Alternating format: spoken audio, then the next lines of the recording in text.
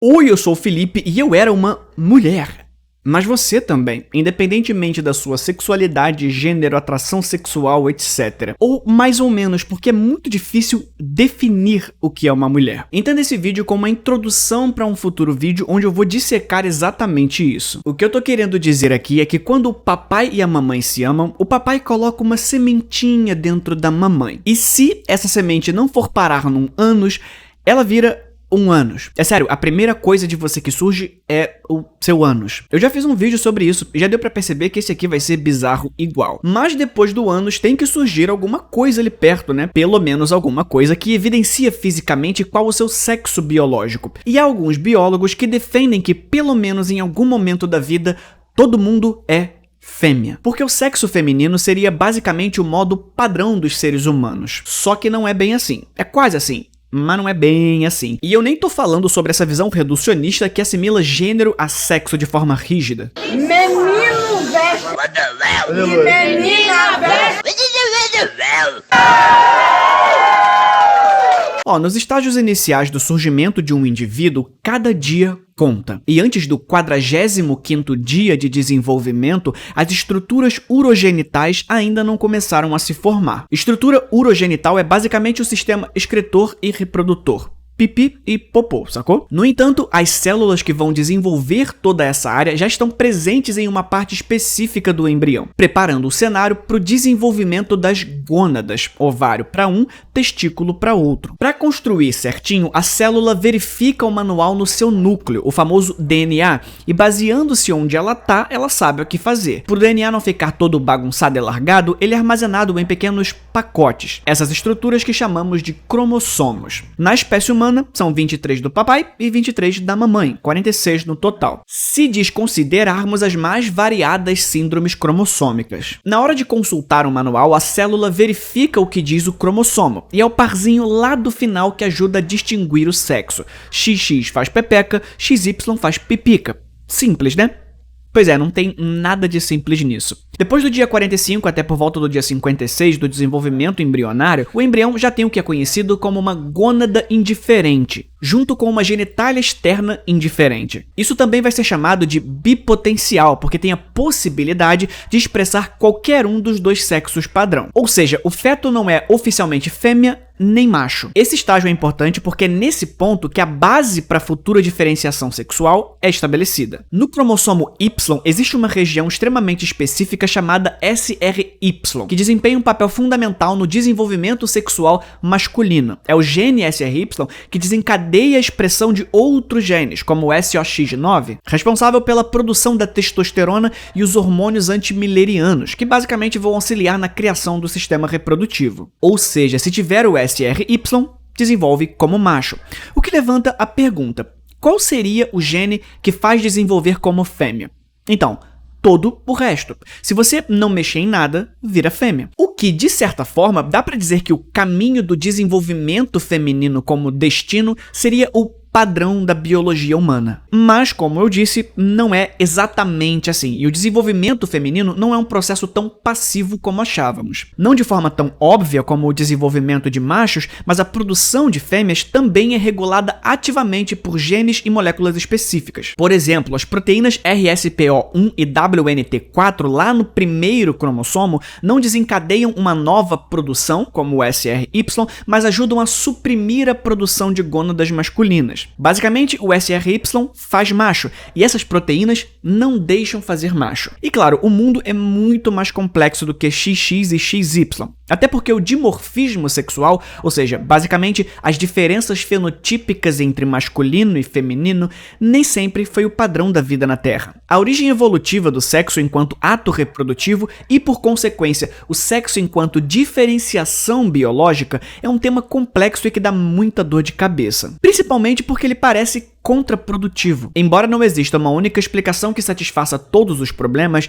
várias hipóteses tentam explicar por que a vida na Terra abandonou a reprodução assexuada. Um dos principais benefícios da reprodução sexuada é a recombinação genética. Papai coloca uma sementinha na mamãe, mas ela já tem uma semente dela para juntar e fazer um ser novo. Ao embaralhar o material genético através da meiose e da recombinação, os organismos que se reproduzem sexualmente geram descendentes com combinações únicas, aumentando a diversidade genética. Quanto mais indivíduos iguais existirem, basta uma doença que afete um para afetar todos. Por isso, a variação genética pode proporcionar uma vantagem de sobrevivência em ambientes em mudança, aumentando a capacidade das populações de se adaptarem às novas condições, mas também resistirem a doenças e superarem a competição. O que não significa que quando a vida se tornou eucarionte, multicelular, complexa e enfim inteligente, que ela parou de se reproduzir sozinha. E eu nem tô falando de virgem engravidando porque ela supostamente teve a ajuda do Espírito Santo. Sim, eu já fiz um vídeo sobre a Virgem Maria aqui. Vai aparecer nas telinhas no final do vídeo. Eu tô falando de um fenômeno bizarro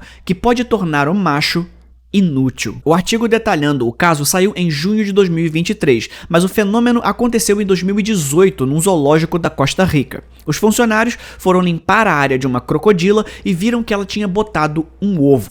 O problema é que ela não tinha nenhum macho por perto. Ela vivia isolada pelos últimos 16 anos. Apesar do filhote estar totalmente formado, ela não conseguiu eclodir dentro do ovo e acabou morrendo. Mas uma análise posterior verificou que o DNA correspondia a 99,9% do da mãe. Uma cópia praticamente idêntica. Tudo por causa do fenômeno da partenogênese. A partenogênese é basicamente uma forma natural de reprodução assexuada, onde um embrião se desenvolve a partir de um óvulo não fertilizado. Sim, às vezes a mamãe não tem um papai para amar e ela usa a sementinha que já está plantada dentro dela. E isso será cada vez mais comum se o feminismo for legalizado. Pode ocorrer tanto em plantas quanto em animais, e há quem diga que até em humanos, mas eu já chego lá. Você basicamente vai ter dois tipos de partenogênese, a apomítica e a automítica. Na partenogênese apomítica, um óvulo é produzido e se desenvolve em um novo organismo, sem a necessidade de se unir a um espermatozoide. O resultado é uma cópia exata da mãe, como no caso da crocodila solitária. Já na partenogênese automítica, o óvulo passa por um processo de divisão normal, a famosa meiose, mas depois há um ajuste que devolve o número normal de cromossomos. Ou seja, um óvulo vira duas células e essas duas células vão dar origem ao embrião, a segunda cópia do óvulo, fazendo a vez do que seria o espermatozoide. Ou seja, 23 cromossomos de um óvulo X e mais 23 cromossomos de outro óvulo X. Isso cria descendentes que não são exatamente iguais à mãe, mas sim uma mistura, como uma cópia modificada dela, fruto da junção de duas outras cópias diferentes. Em 1955, a geneticista Ellen Spurway, que era conhecida por seu trabalho com o peixe guppy, que costuma ser chamado também de lebiste, fez uma das primeiras publicações onde sugeria que a partenogênese poderia ocorrer também em humanos, mesmo que de forma rara. Mas, claro, ela defendia essa tese comparando seres humanos com um peixinho de aquário. Uma doideira! Pelo menos até 1995, quando um caso de partenogênese humana parcial foi relatado em um artigo publicado na Nature, onde um menino tinha células do sangue sem conteúdo genético paterno. Os cientistas acreditam que a solução do mistério é que o processo de partenogênese aconteceu e o óvulo passou a se dividir sozinho. E só depois é que o espermatozoide fecundou essa célula, que já tinha dado início ao processo sozinha. Porque por mais que já tivesse dado início à criação de um embrião, o núcleo ainda estava vago para receber um espermatozoide. O menino não aparentava ter qualquer deficiência, mas o seu rosto era assimétrico, fazendo dele uma quimera partenogenética, possivelmente o único caso que conhecemos. Ou seja, o menino era filho do pai, da mãe e da mãe de novo. Possivelmente o que tornou esse embrião raro viável foi a adição de material genético posterior, mas é uma demonstração de que pelo menos as ferramentas estão ali para que fêmeas possam se reproduzir sem a necessidade de um parceiro. E isso é importante porque os machos estão com os dias contados. A informação genética do SRY que eu citei anteriormente está desaparecendo. Pode ser que o cromossomo Y esteja com seus dias contados, e por isso não apenas os machos, mas nós humanos estejamos no caminho de sermos extintos, dando lugar a um futuro em que haverá apenas fêmeas engravidando sozinhas e a espécie que superará o Homo sapiens terá uma divisão de sexo e gênero completamente alienígena ao que conhecemos hoje. Maluquice de ficção científica ou um futuro inevitável?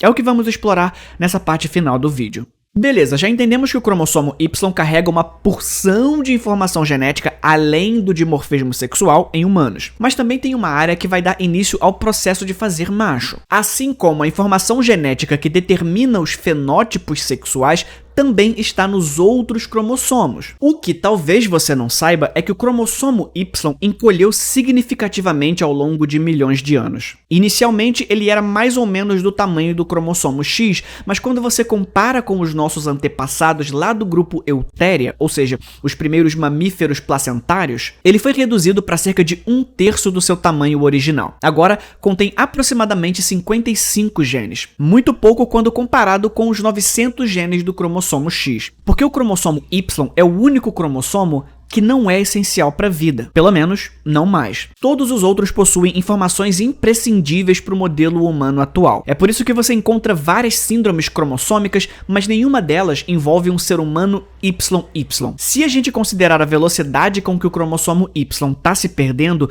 os machos vão existir só por mais 5 milhões de anos. O que significaria então que no futuro só existirão mulheres e mulheres com síndrome de Turner, uma condição genética em que o indivíduo nasce somente com um cromossomo X, ou seja, a ausência de um cromossomo Y faz o quê? Há um debate na comunidade científica sobre qual será o destino do cromossomo Y e, por consequência, o destino dos machos. Mas a nossa sorte é que machos são mais eficientes que fêmeas. Sério mesmo. Meninos são melhores que meninas, meninos são melhores que meninas, meninos são melhores que meninas, meninos são melhores que meninas. Em uma pesquisa publicada em 2008, o endocrinologista William James verificou que o esperma humano possui gametas com cromossomos X e Y em proporção igual, mas, por algum motivo, a fertilização e os partos favorecem machos, geralmente numa proporção de 51/49. E o motivo para isso é que o cromossomo Y está desaparecendo. Sim, o fato de um espermatozoide contendo um cromossomo Y ter menos genes o torna mais leve e, por esse motivo, lhe permite mais facilidade para se mover e ganhar a corrida até o óvulo. Eu sei que parece ridículo quando a gente está falando de coisas invisíveis ao olho nu, mas estatisticamente qualquer ajuda conta, porque são muitos espermatozoides. Mas isso quando éramos apenas gametas. Depois que nos desenvolvemos, homens morrem muito mais, sejam em guerras, doenças cardiovasculares, saúde mental, etc. Ou seja, no final de tudo, as contas se equilibram e a população humana continua proporcionalmente metade macho e metade fêmea. Não porque isso é uma condição humana, mas porque isso parece ser uma condição da evolução de animais com dimorfismo sexual. O equilíbrio entre machos e fêmeas em uma população é crucial em muitas espécies, incluindo humanos. Em 1930, Ronald Fisher demonstrou em seu livro A Teoria Genética da Seleção Natural o que ficaria conhecido como o princípio de Fisher. Imagina um cenário onde os nascimentos masculinos sejam mais raros do que os femininos. Então, cada macho nascido tem melhores chances de encontrar uma parceira, já que elas vão estar em maior número. E assim, vai ter mais descendentes em comparação às fêmeas. Isso significa que os pais com maior probabilidade de terem filhos do sexo masculino acabarão tendo mais netos, porque eles vão espalhar mais o cromossomo Y. Com o tempo, os genes que favorecem a produção de machos vão se espalhar, tornando mais comuns os nascimentos masculinos. À medida que a proporção entre homens e mulheres se aproxima de 1:1, a vantagem de ter mais homens diminui. E a mesma lógica se aplica se a situação fosse invertida, caso mulheres fossem mais raras. De uma forma ou de outra, as espécies tendem a se estabilizar evolutivamente, ou desaparecem. E é por esse comportamento que o desaparecimento do cromossomo Y não assusta tanto boa parte dos biólogos e geneticistas. O que é especial sobre essa proporção de 1:1 é que qualquer adaptação para distorcer a proporção em favor de um gênero seria rapidamente corrigida por uma adaptação para aumentar os números do outro gênero e puxar o sistema de volta ao equilíbrio. Por exemplo, o cromossomo Y hoje se organiza com estruturas conhecidas como palíndromos, ou seja, sequências de DNA que leem a mesma coisa para frente e para trás, como socorram-me, subi no ônibus em Marrocos. Isso porque são compostos pelo gene mais uma cópia sua invertida. Então, se acontecer essa degeneração, o próprio gene tem um backup de si mesmo em si mesmo. Esse processo de recuperação se chama conversão genética. E, na prática, mesmo que o cromossomo Y desapareça, isso não significa necessariamente o fim dos machos. porque isso já aconteceu em outras espécies. Nos animais que perderam seus cromossomos Y, a pressão da seleção natural empurrou o SRY para um outro cromossomo diferente, permitindo que essas espécies continuassem produzindo machos sem um cromossomo Y, tipo os ratos toupeira, alguns peixes e até moscas. Só que, claro, esse novo cromossomo determinante do sexo pode começar a degenerar, assim como seu antecessor, e a vida, como sempre, apenas continua. Pelo menos até peste, guerra, fome, mísseis. Se o homem desaparecer, provavelmente será pelas mãos de outros homens. Esse foi o vídeo de hoje. A gente se vê na próxima. Fui.